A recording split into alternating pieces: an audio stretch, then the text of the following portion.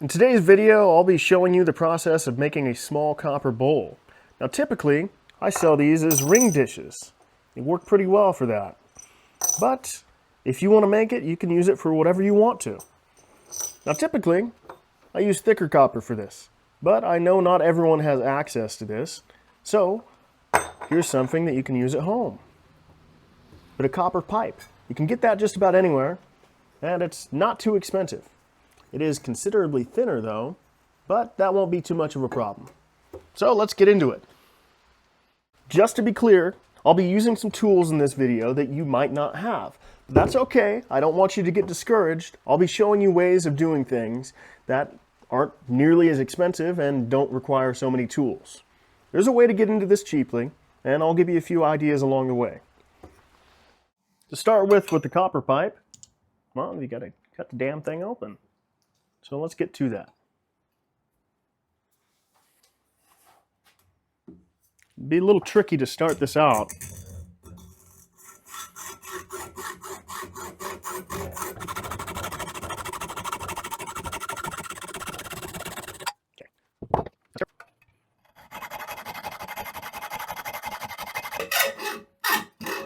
Wow, doesn't that just sound awful?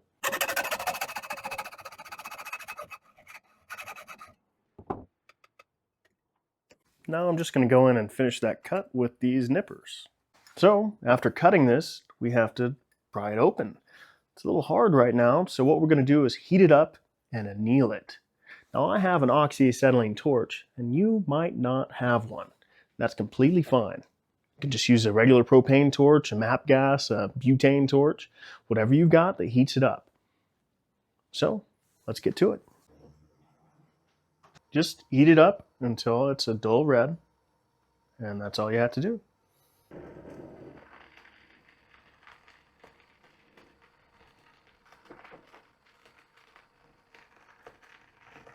Okay, now you can see it. Dull red. That's all you gotta do. Come over here and you dunk it in the water. Would you look at that? Don't mind the leaf. It's just hanging out. Now, it's a lot easier to spread open.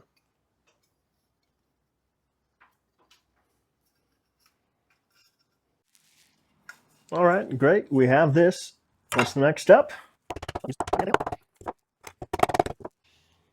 It's flat. Get out your compass. Figure out what's the biggest circle you can get out of this thing. Find the center. And figure it out. All right, we got that marked out. Look at that. Perfect circle. Now, got to cut it out. So you could use some little shears like this, but I have this. So I'm going to use it. Nothing wrong with using shears though. You know, I didn't realize how dirty this thing was until I put it on camera. That's the way she goes.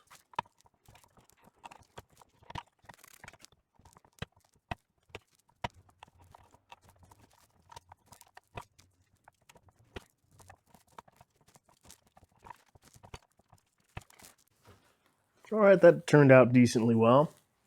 Might want to clean up the edges a little bit with a file. Looks pretty good. This is what I usually use to start out copper bowls. Makes things really easy. And I can already hear what you're saying. I know, not everyone has a swage block just laying around. They're kind of expensive. I'll give you a few options. So, it's heavy. Damn. I actually use something like this. Anything with a little divot, hole through it, you can use to start out dishing. Now, obviously you want to clean the edges up a little bit, but this is something you can hammer on top of like that.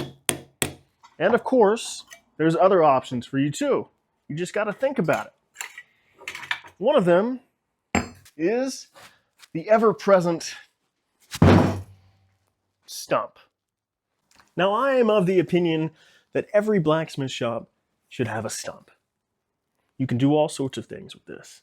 You can straighten things, you can dish things. It's just a nice multi-tool.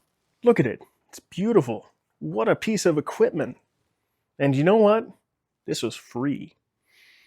So what you can do is you could scoop out, gouge out, drill out a little area and form your little ring dish in that. Okay, I've given you some options. With that being said, I have this tool and I'm going to use it. So,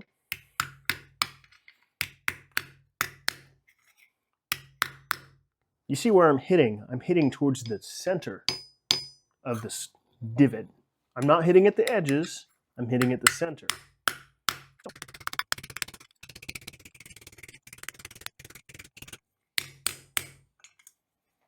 Now, you can see that this is crinkling the edges a bit. We're going to have to take care of that.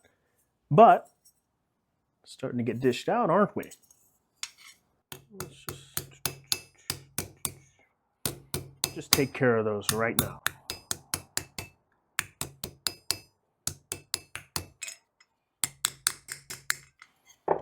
You know, I should be using my little nylon hammer. That's actually better for this. Let me go get that. Here we go, I'm back. This is what I'm talking about. It's softer than steel because it's plastic. Works pretty well.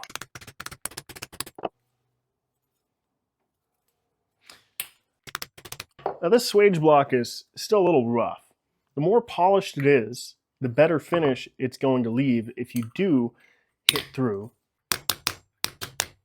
Now eventually, after hitting this a bunch, it's going to get harder. And after that, you're going to have to anneal it, lest you risk cracking it.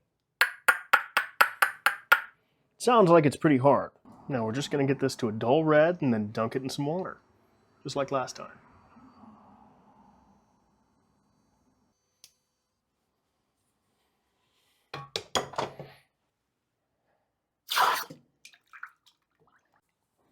All right, great. This is nice and soft now. Sounds a little duller, doesn't it? Okay, for the next step, I'm going to be forming it over one of these ball sticks. Now you may be saying, I don't have one of those. Well, that's okay. We can find a way around that. Here's one that I welded up myself. You know, it looks decent enough. I mean, you could buy one, but these are like, what, 80 bucks? Anyways, I'll give you another way of doing it. As promised, here's another option. Take a ball peen hammer, stick it in a vise. There you go. Hammer on top of it. Use it as a forming stick. Actually works pretty well, but a little small.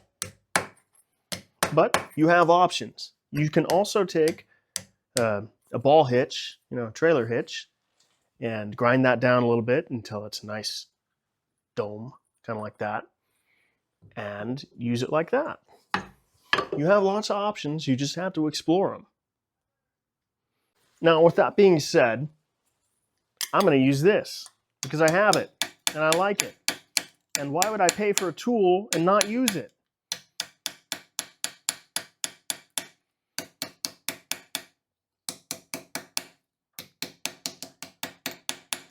Now, at the beginning here, I'm still trying to hammer where there's empty space underneath it because I'm still trying to form it down.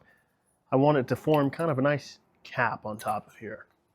So, where there's empty space, like right here, I'm going to hammer. That way I'm not forging down the metal. I'm not making it any thinner. I'm just bending it. Now here I'm kind of using some glancing blows.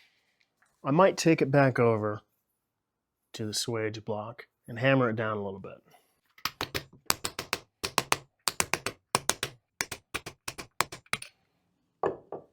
All right. So there is some marring there, but not a whole lot. Now as you work copper, or really any metal like this, you're going to be stretching it out and making it a little bit thinner. Now we're trying to minimize the amount of thinning happening. We just want to form it. Now, if we were hammering on it like this, that would be doing a lot more thinning. If we're hammering on it like this, it's doing more forming. Now we're back over to here. Now isn't that a nice little hat? That fits pretty well. I don't see a whole lot of open air under that. So what I'm going to do is we're going to start planishing it. Now, the more polished your hammer face, the better this is going to end up. Got a scratched up hammer, it's going to leave scratches.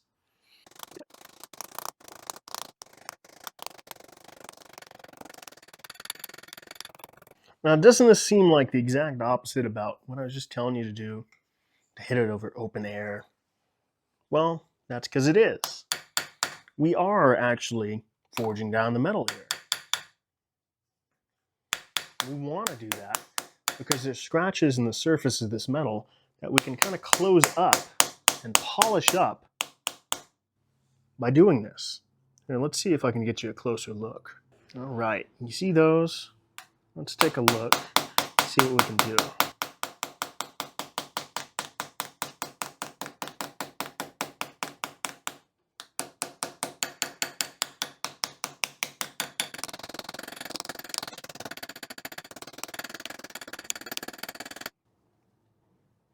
Would you look at that? I think that that looks a whole lot better. Let's find another one. There's some right here.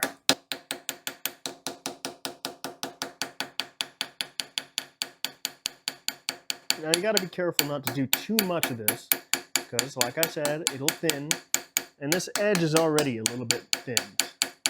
So let's try not to do too much.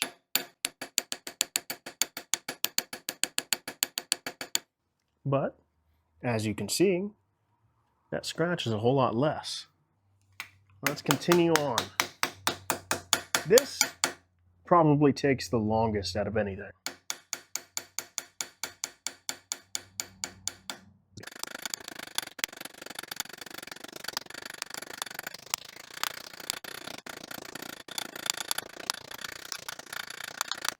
I'm not sure if you can hear that, but there's a definite tone change when you're hitting on something that is solid underneath it and a little bit of air underneath it.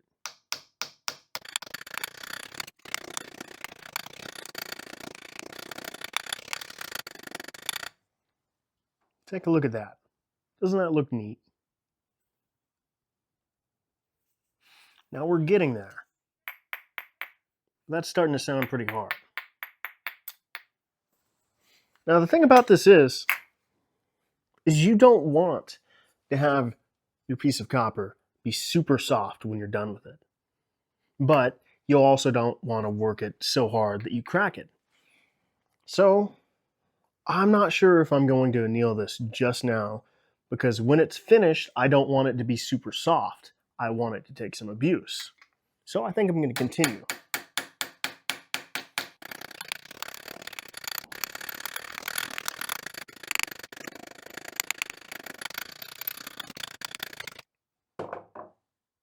One issue that we're having here is you see that lip. Now that isn't exactly even, is it? Let's take care of that. Here we go. Sandpaper, flat surface.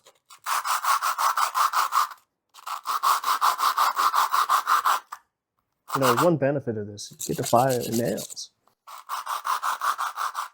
It's a joke. See, that's taken off the high spots. Starting to look better already. I'm just moving over to some finer grit sandpaper.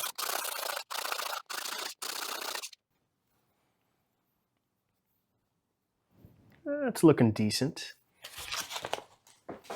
Now that sandpaper created some sharp edges. So let's go ahead and take those off.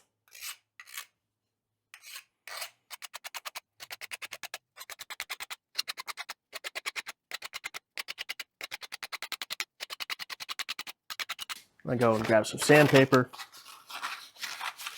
start doing this. Gripping it, between my finger and my thumb, holding the sandpaper in there, just grinding it along.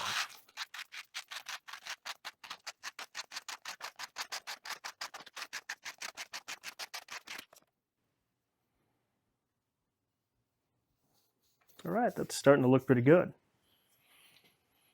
Now, the astute among you may have noticed a problem. How is this supposed to be a ring dish and hold my rings? It's kind of flops around a bit. What's up with that? Well, there's a simple solution to this.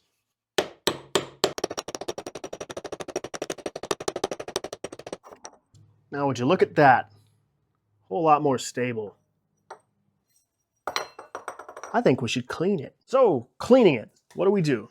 There's sandpaper. Good option. You can already see where it shined up a bit, where I put sandpaper on it. Then there's these little abrasive guys. These are pretty good. They're pretty cheap. They take care of a lot of stuff. These guys, the cheap ones suck. They will fling wires into your eyes. Wear your safety glasses. Better yet, wear a safety shield. Safety shield? What the hell? Anyways, you get the point. You don't want these little wires in your eyeballs. Here is another good option. This is Pickle. This is an acid that'll eat away at those nasty little oxides we got from heating it up. Now, you don't really want to get any iron in your pickle, so don't be grabbing it out of there with iron tweezers. What you should be using, copper tweezers. So let's go ahead and drop that in there. Now my lady got this little thing for me to use in the workshop for keeping my drinks warm. And what do I use it for? Keeping my acids warm. Isn't that nice? The warmer this stuff is, the faster it works to a certain extent. Don't boil it. But it's a good option. You don't have to have it, but it makes things easier. Just like a lot of tools. You don't have to have it, they just make life easier. So that's how it looks straight out of the pickle pot. Now that isn't acid, so you want to neutralize it, obviously. You don't want to be sticking your hands in that, it's just not very good for you. So that looks all right, but it could look a lot better, couldn't it? All right, well, I talked earlier about these abrasives. That's what I'm going to use. If you don't have a Dremel, that's fine. Chalk it up in a drill, or just use some sandpaper, or use whatever you have. I like this Dremel. It's got multiple speeds. It's pretty nice. You know, for all the tools that I'm using and recommend, I'll leave a link down in the description. If you want to support me, just click on a link and buy something. No extra charge for you. Just makes making these videos a little bit easier. Now, a thing to be aware of is this is friction. It's going to cause this to heat up quite a bit and faster than you would think. So it's going to get a little warm. Now, if you're doing a lot of polishing and abrading with copper, it's a good idea to wear a respirator. You don't want to be breathing in so much of the stuff. I'm not wearing a respirator right now because, yeah, I don't think I'd be able to talk if I was. But do as I say, not as I do. Look at that, that's pretty clean already. We can do better, can't we? Well, apparently I need to buy some more of these guys. A little beat up, but it's my last one. So we're going to use it. Now I've got some polishing compound. This is green. It says compound is used for a high polish finish on copper, brass, stainless steel. Just a little bit on there. And we'll go over here. Oh man, you know what we're doing.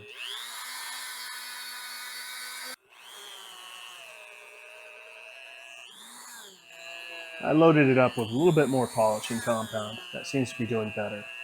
You know what this reminds me of? It reminds me of the dentist.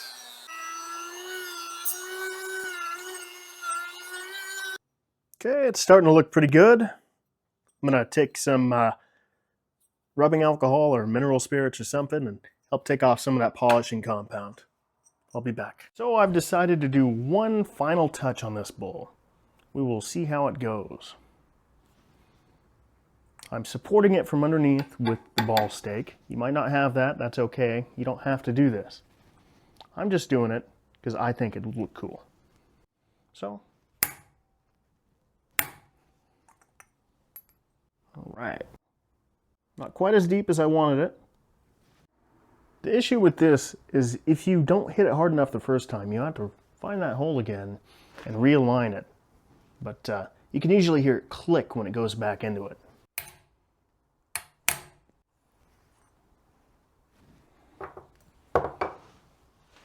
Well, that looks better. Not perfect, but better. You can tell that says love. Yeah, you can tell. Unless you can't read cursive. Now the last step in this project, after you clean these guys off nice, is to give them a clear coat. You don't want them to oxidize and turn blue or green or whatever, so you want to get them with a clear coat. I use this pretty often. This is Protect-A-Clear. It's nice. You can get it on Amazon. People use it for jewelry. It's a good, hard coating. It's nice. The only issue is sometimes it bubbles up on me. I'm not really sure why. And this is Sculpts Nouveau's Clear Guard. Works pretty well. I like the company. And hey, look, environmental friendly. That's cool. It's also UV stable. Anyways, let's go ahead and coat these guys. With Protect-A-Clear, do not shake it. It'll make the bubbles worse.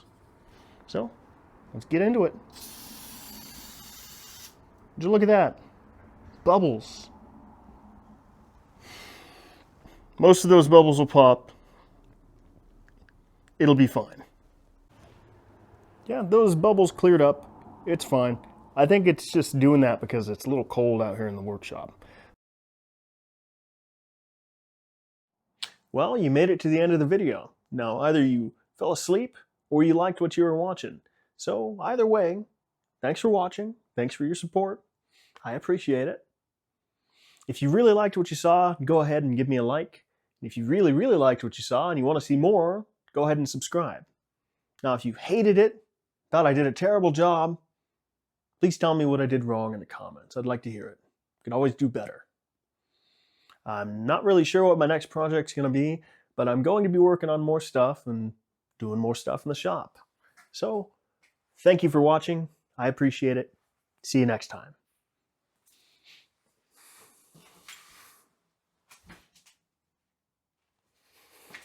Just to be clear, I'll be using some tools in this video that you might not have access to. That's okay. I don't want you to